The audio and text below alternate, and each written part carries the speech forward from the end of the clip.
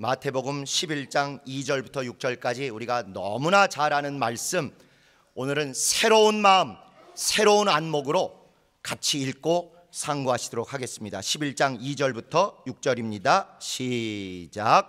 요한이 옥에서 그리스도의 하신 일을 듣고 제자들을 보내어 예수께 여짜오되 오실 그이가 당신이오니이까 우리가 다른 일을 기다리오리이까? 예수께서 대답하여 가라사대 너희가 가서 듣고 보는 것을 요한에게 고하되 소경이 보며 앉은 뱅이가 걸으며 문둥이가 깨끗함을 받으며 귀머거리가 들으며 죽은 자가 살아나며 가난한 자에게 복음이 전파된다 하라. 누구든지 나를 인하여 실족하지 아니하는 자는 복이 있도다 하시니라. 아멘. 우리가 100번 이상 읽었고 들었고 아마 여러분 중에는 직접 말씀을 전하기도 하셨을 그런 성경 구절입니다. 그러나 좀 죄송한 표현이지만 우린 지금까지 이 말씀이 읽혀지기를 원하시는 주님의 뜻에 비해서 30% 정도를 읽었다고 생각이 듭니다. 조금 더 극단적으로 얘기하면 그렇게 읽지 않았으면 하는 쪽으로 읽었을 가능성도 있습니다. 처음 읽는 말씀인 것처럼 우리가 선입견 없이 좀 봤으면 좋겠습니다. 우리는 이 말씀을 읽으면 의뢰, 하나님의 쓰시는 사람은 능력으로 알아봐야 된다. 능력이면 다 된다. 능력으로 하나님이 함께했다고 다 짓밟고 넘어가면 된다 식으로 수십 년을 생각을 했습니다.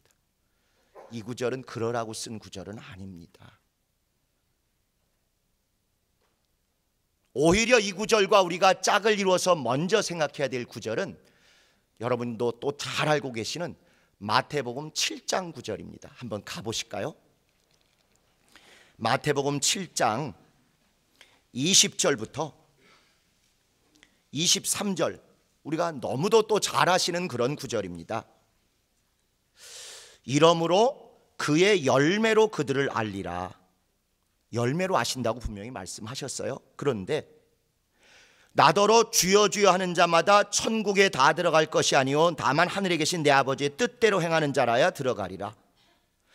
드러나는 열매 보고 하나님의 사람을 안다고 하셔놓고서는 그런데 아버지 뜻대로 열매를 맺어야 된다고 하셔요. 그리고 나서 하시는 말씀이 그날에 많은 사람이 나더러 이르되 주여 주여 우리가 주의 이름으로 선지자 노릇하며, 주님의 이름으로 말씀 증거 엄청 많이 했답니다. 설교도 수십 년 하고 성경 공부도 수십 년 가르치고 수많은 사람에게 말씀을 전하는 선지자 노릇 했대요. 또 주의 이름으로 귀신을 쫓아냈답니다. 또 주의 이름으로 많은 권능, 이적, 기사, 표적을 행했답니다. 그랬으면 잘했다 칭찬을 받아야 되는 것 아니겠습니까?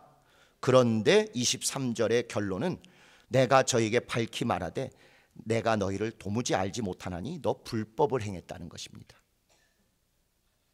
열매를 맺어야 하는데 열매를 보고 그 사람이 진품인지 가짜인지를 안다고 하셨어요.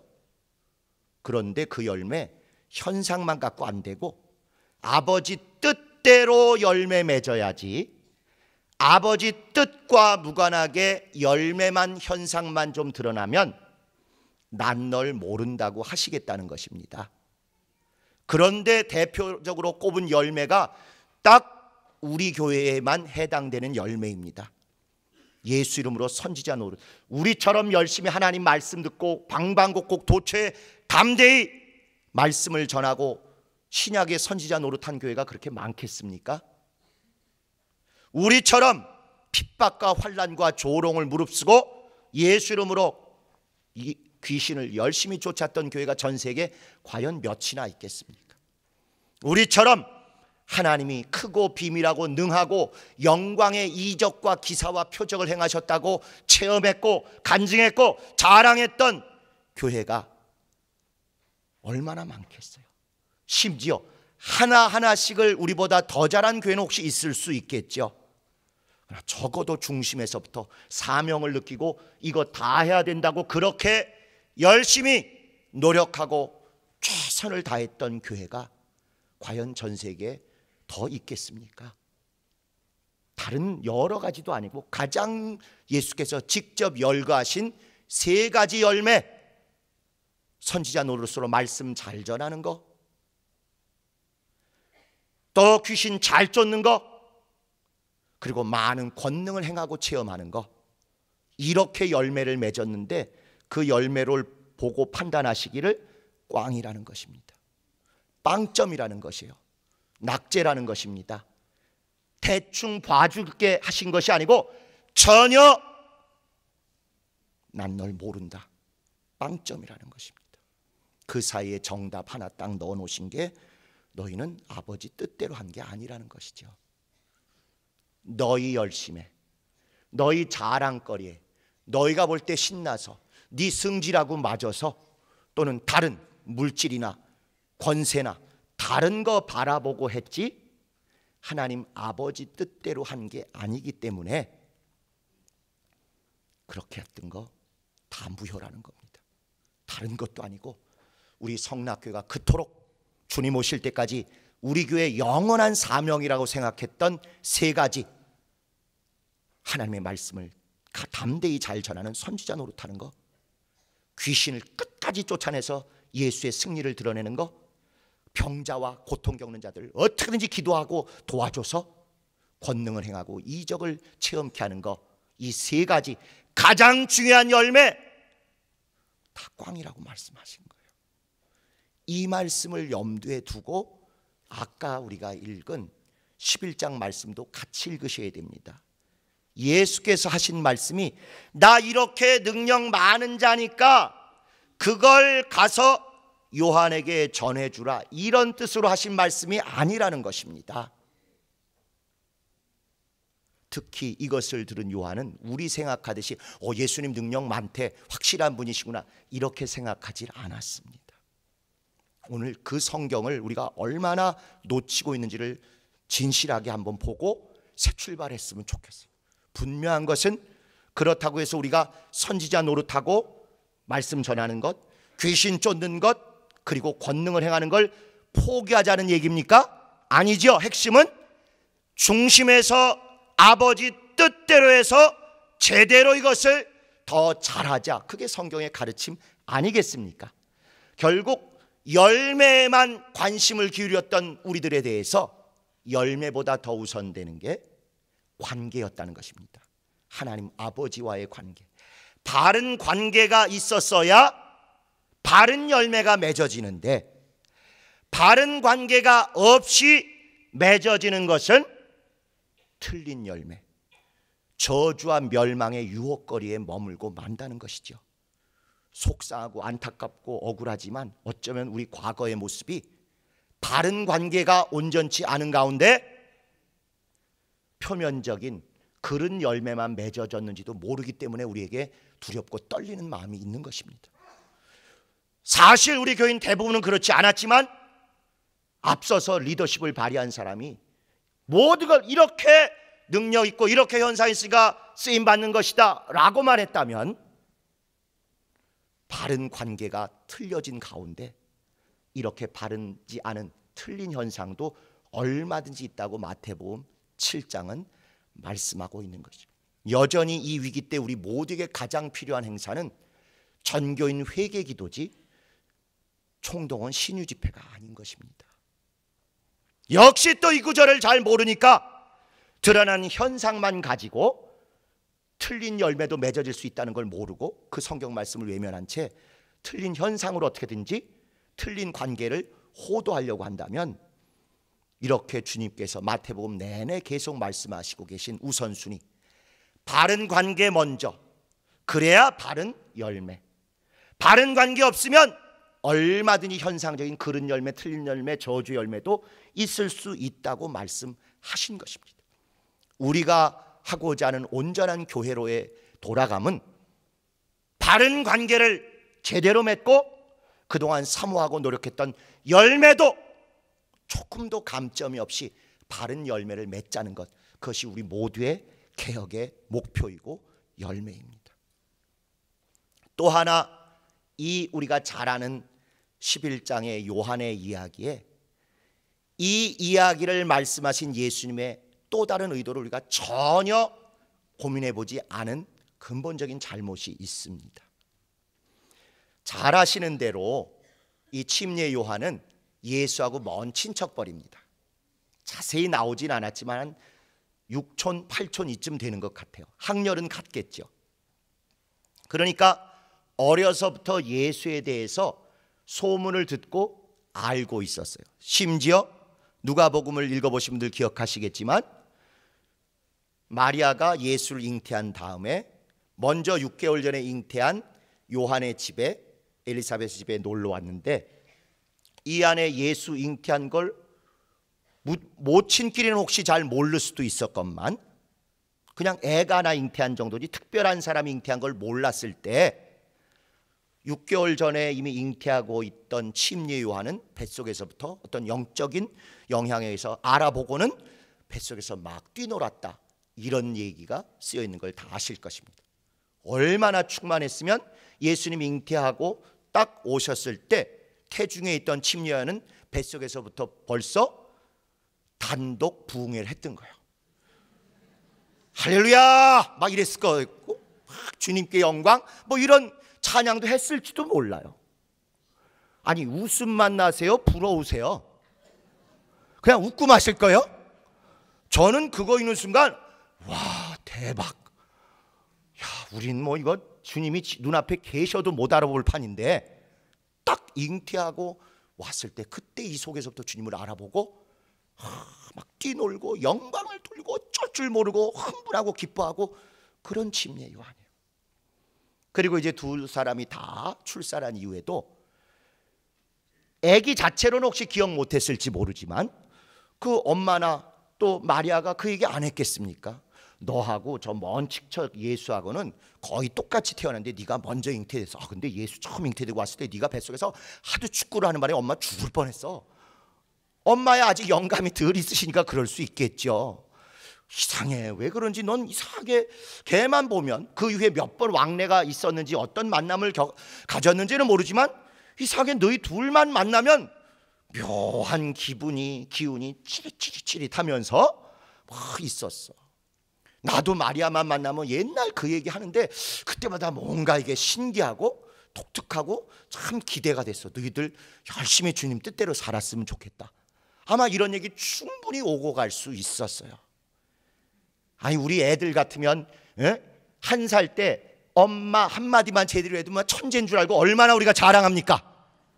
그런데 엘리사벳이 자기 아들이 6개월, 태중이 6개월 때 예수 온 다음에 그걸 만나는 순간 그렇게 막 단독 부흥한 그 체험을 어찌 있겠어요? 그 후에도 맨날 그러나 봤더니 맨날 그러지는 않았을 거예요. 그렇게 요한은 어려서부터 예수에 대한 얘기를 듣고 뭔가 이게 특별할 것 같다. 이상하게 나도 보면 야 예수야 너 뭐 먹었니? 뭐 이렇게 묻기도 하지만 왠지 쟤하고 있으면 뭔가 짜릿짜릿하고 영적으로 평안해지고 뭐 이런 게 충분히 있었을 수 있어요. 그러던 중에 이제 요한이 공생을 시작하면서 하나님께 받은 사명이 있지요. 누군가 하나님이 직접 보내는 자가 네 앞에 올 것이다. 그는 회개할 것이 없는, 죄가 없는 특별한 사람일 것이고 그런 것을 너는 성령이 누구에게 임하는 걸 보면 알아보게 될 것이다. 이렇게 요한은 하나님으로부터 사명을 받았어요. 그런데 하나님이 꼭 중요한 거 하나는 안 가르쳐 주시잖아요. 뭘 안 가르쳐 주셨죠? 그게 누구라는 이름은 안 가르쳐 주셨어요. 그러니까 이제 누군지는 모르지만 하여튼 자기가 이렇게 침례를 주는 가운데 반드시 회개할 것이 없는 죄 없는 자가 올 것이고 그를 알아보라는 뜻으로 성령이 임할 것이다. 이 얘기를 들었던 것이죠. 열심히 하면서 앞에 오는 사람 침례도 주지만 눈은 어떻게 했겠어요? 슬금슬금 또 그 다음 누군가 보는 거예요. 성령이 누구에게 임하시는지를 봐야 하니까요. 또 누가 특별히 영감으로 이끌려오는지를 보는데 저기쯤 누가 와요? 자기 6촌인지 8촌인지 예수 갸가 오기 시작하는 거예요. 쟤 왜 오지? 쟤 돈을 침례 받으려고 오나? 두벅두벅 한 사람씩 침례 주고 한 사람씩 오는데 점점 가까워요. 그래도 뭐 침례 주긴 줘야 되겠지 하는데 딱 오는 순간 성령의 감동으로 알아본 것이죠. 아유, 내가 너 침례 못 줘. 일가 친척이어서가 아니라 감히 오히려 내가 네게 침례를 받고 나는 네 신들매도 감당하기 어려울 정도에 넌 특별해 하는데도 침례 주어서 하나님의 의를 이루는 게 합당하다 하니까 어쩔 수 없이 순종하여 침례를 주었고 성령이 임하셔서 하나님의 특별한 분임을 입증을 했어요. 그러니 침례 요한과 예수의 관계를 한번 보십시다. 침례 요한은 그 순간 있기 전까지는 육체적으로 인륜적으로 인간관계로 경험을 통해서 뭔가 얘가 특별한 사람이란 걸 알았어요. 그런데 그렇게 내면에 가지고 있던 확신 또는 경험, 인간관계 이것에 머물지 않고 드디어 현상을 통해서 성령이 임하시는 걸 보고는 하나님의 보내신 자구나 이걸 알았습니다.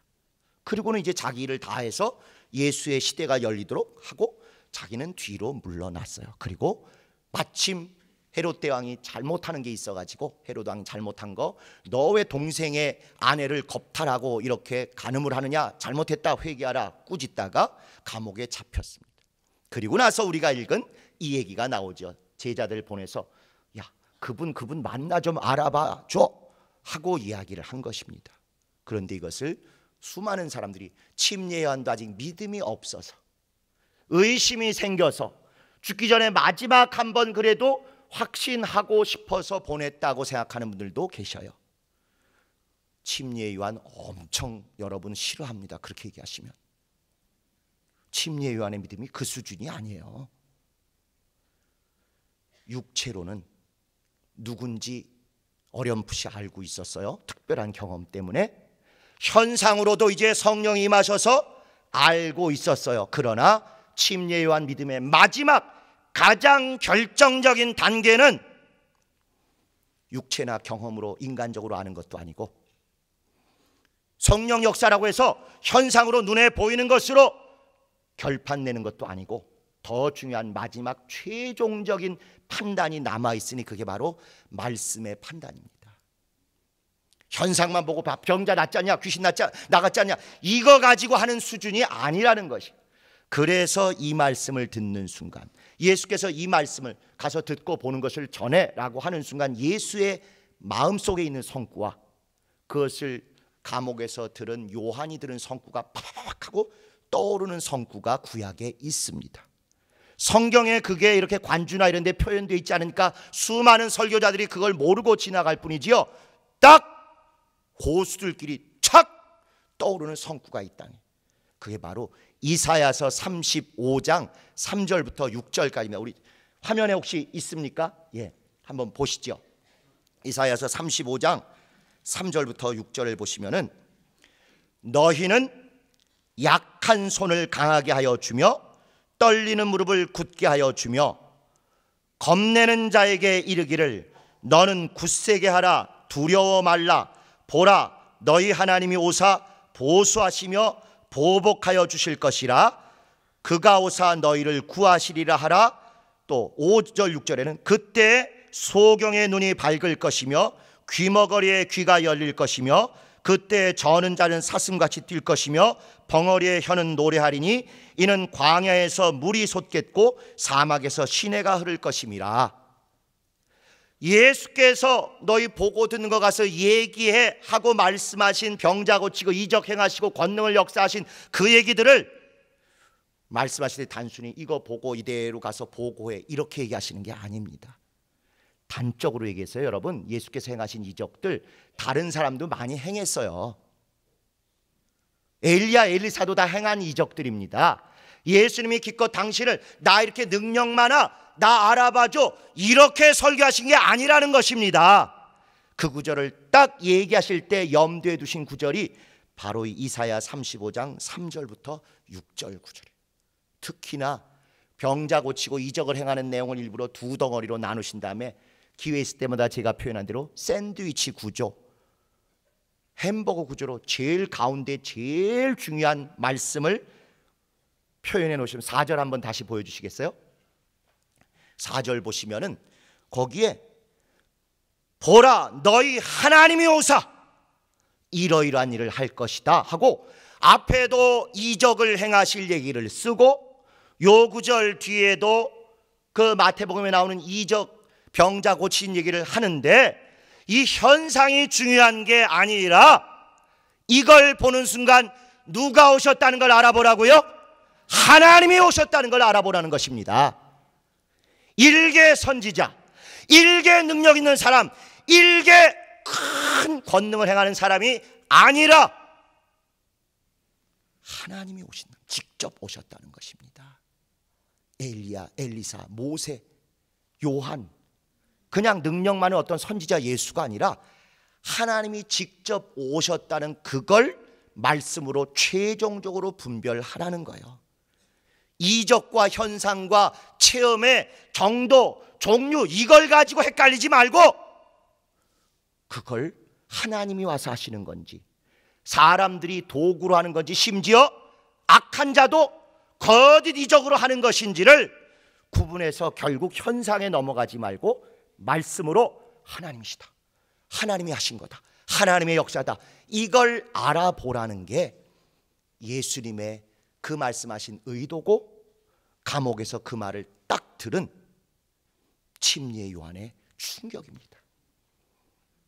마치 고수들끼리 바둑 두는 것과 같아요. 옛날에 우리나라 나이 좀 드신 분들은 조치훈이라고 우리나라에서 바둑 제일 잘 두는 사람 얘기들 들어보셨죠? 바둑을 두는데 이틀간 한 사람이 9시간씩 둔답니다. 고수들이 하나를 놓고 한참 1시간도 생각하고 2시간 생각하고. 그런데 세계 최고의 고수들이 바둑 두는데 한 사람이 첫 번째 바둑알을 놓는데 9시간 전체 써야 될 것 중에 8시간 59분을 고민하더니 한 알을 탁 놨다는 거예요. 그랬더니 또 상대편 고수는 그 하나를 보고 8시간 59분을 고민하더니 졌다. 그러고 끝내더라는 거예요.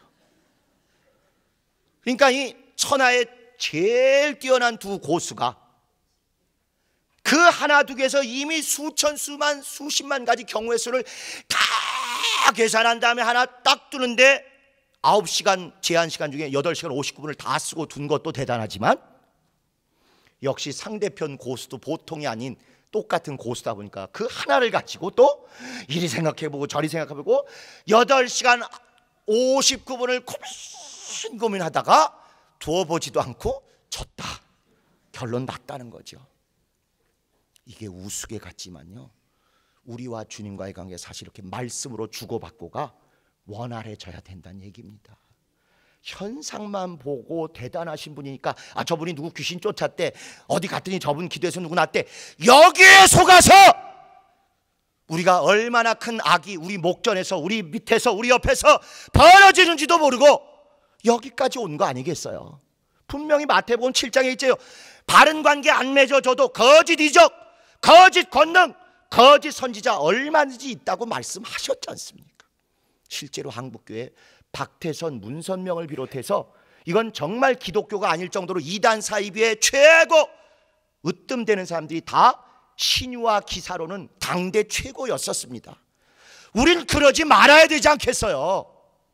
그래서 우리가 눈앞의 현상도 하나님이 얼마든지 하실 수 있다는 걸 알지만 하나님이 하셨는지, 악한 영이 했는지, 사람이 자기 잘난 척하고 자기 띄우려고 했는지, 하나님이 오셨다는 걸 드러내시기 위해서 그분의 영광 때문에 했는지를 정신 바짝 차리고 제대로 확인하고 이제부터는 제대로 하나님 뜻대로 기적과 기사와 이적과 권능을 행하자고 하는 것입니다.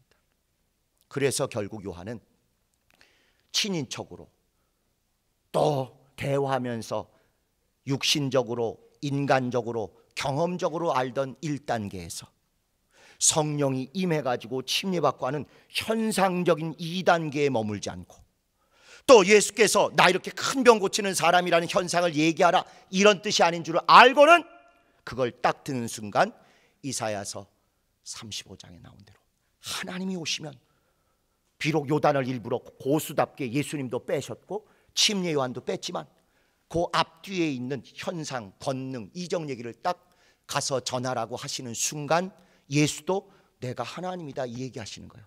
하나님이 쓰시는 능력 있는 자가 아니라 내가 하나님이다 얘기를 하시는 것이고, 그걸 들은 침례 요한도 내가 하나님을 뵀다 하고 3단계 모든 검증의 마무리를 완성한 것입니다. 인간, 육체, 경험이 아니라 성령의 역사랄지라도 현상에만 넘어가는 것이 아니라 하나님이라는 이사야서 35장 말씀을 확인하고는 그래 이제 내 역할은 다 끝났으므로 나는 죽어도 된다 하고 그 다음에 목베임 받아 죽은 것입니다.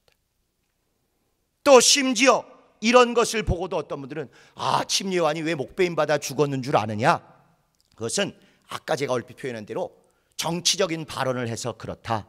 요한이 볼 때 헤롯이 동생의 아내를 취하는 건 율법을 어긴 거 괜히 정치적으로 지나가도 될 걸 너 회개하고 다 돌이켜라 하는 바람에 그게 오른쪽인지 왼쪽인지 모르겠습니다 하면 정치 권력자에게 대들어서 결국 이렇게 죽었다 얘기를 하는데, 그것마저도 역시 현상만 보고 자기의 정치적인 성향으로 판정하는 것이지 믿음으로 말씀으로 분별하는 게 아닙니다. 하나님은 율법과 선지자라고 하는 구약의 큰 덩어리가 끝나면 그것의 가장 대표적인 자를 임무 완수했다는 뜻으로 다 죽여버리셨어요. 그래서 율법 모세 오경이 끝나는 순간 누굴 죽이셨어요? 아직 힘 팔팔하고 눈 쌩쌩한 모세를 미련 없이 죽이시는 거예요. 그리고 나서 선지자의 마지막인 침례 요한도 자기 역할 끝냈기 때문에 미련 없이 죽이시는 거예요. 그게 성경 말씀입니다. 그게 율법과 복음의 완성을 이루시는 거예요. 게다가 율법에 내내 강조하실 거, 하나님을 직접 눈으로 보면 어떻게 된다 그랬어요? 죽는다 그랬죠? 지금 여기까지 예수가 하나님이신 걸 알고 제대로 눈으로 본 사람은 제자들도 아니에요. 이들도 아직 특별한 분으로 알았죠. 요한이 처음이자 율법의 마지막으로서 뒤로서 하나님을 눈으로 직접 본 거예요. 여호와의 사자를 본 정도가 아니라 그것만 봐도 죽어야 마땅한데 하나님이 직접 오신 것을 보았습니다. 그러면 어떻게 돼야 주님 뜻대로 완성되는 거예요? 죽어야 하는 것입니다. 주의 영광을 드러낸 게 요한의 죽음이에요. 그래서 율법 내내 있는 대로 하나님을 본 자는 죽는다, 죄인이니까 죽는다 해서 죽는 것이고, 율법이 끝났을 때도 율법의 대명사인 모세가 죽어나간 것처럼 선지자의 끝인 요한이 마무리하면서도 이 요한이 죽어나가는 거예요. 그것도 아파서 죽는 게 아니라 제대로 번제, 제대로 헌신제사가 되도록 목이 댕강 잘려서 영광스럽게 주님 앞에 봉헌된 것입니다. 여러분이 그렇게 보셔야 성경대로 말씀대로 주님 뜻대로 신본주의적으로 하나님이 보시듯 그렇게 성경을 보시는 것입니다. 우리의 믿음, 우리가 하는 우리 성락교의 성장, 성숙은 이렇게 가야 맞다고 확신합니다. 다니던 교회니까, 아는 사이니까, 정들었으니까, 원래 이 동네에 살았으니까 그래서 다니는 교회 아니지 않습니까? 또 귀신 쫓고 병 고치고 많이 봤어, 누구 덕분에 내가 나왔어, 이것 때문에 다니는 것조차도 마태복음 7장에 나온 대로 또 예수님과 침례 요한의 관계대로 그거 아직 중간에 머무는 거예요. 현상 때문에, 체험 때문에 역시 주님 뜻대로 하는 거 아닙니다. 얼마든지 바른 관계가 어긋난 틀린 관계에서도 틀린 열매 현상이 있다고 분명히 말씀하셨어요. 우리가 원하는 우리의 교회, 우리 성락교회, 성락교회를 우리 모두의 모습은 인간적인 관계도 있고 체험도 있고 육체적인 아쉬움도 있고 하겠지만 그걸 넘어서 현상과 여러 가지 그동안에 신앙생활했던 그것도 있겠지만 그걸 넘어서 말씀으로 분별하고 말씀이 옳아서 말씀 붙들고 가는 것, 그것이 우리가 성락교회인 이유고 성락교회를 온전히 세우고자 하는 목적이고 여기서 주님의 영광을 드러내고자 하는 우리의 사명입니다. 우리가 너무 잘 아는 성경이지만 아직도 우린 두 번째 단계에 머물러 있었던 것이죠. 육체로, 경험으로, 인륜으로가 아니라 현상, 눈에 보이는 체험, 이 정도가 아니라 말씀이 하나님이라고 하셨기에, 말씀이 너희가 성락교회라고 하셨기에, 주님만이 여기에 주인이시고 우리가 이 몸된 교회를 이루는 주님의 몸이라고 하셨기에, 그래서 우리가 이 교회를 지키고 이 교회를 통해서 주의 영광을 오실 때까지 드러내려고 하는 것입니다. 여러분, 마무리하겠습니다. 이제 찬바람이 불고 1년을 마감할 때가 됐습니다. 옆에 눈에 안 보이는 분들이, 떠오르는 분들이 계실 것입니다.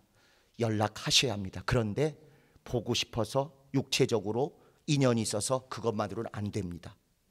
그 사람 있어요. 예배가 더 충만하고 뜨겁고 좋아 보여서 그것만으로도 안 됩니다.